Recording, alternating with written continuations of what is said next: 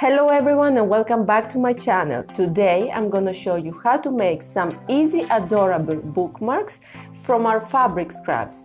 Let's see what we need and start.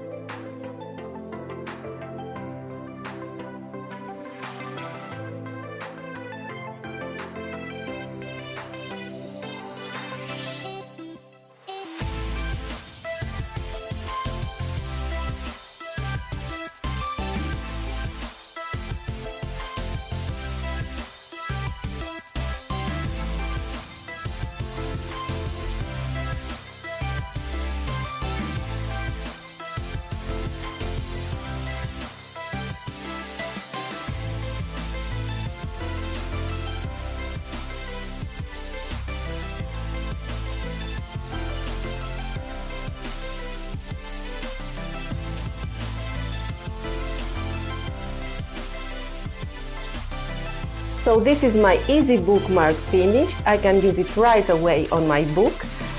We put it on the corner of the page, right here.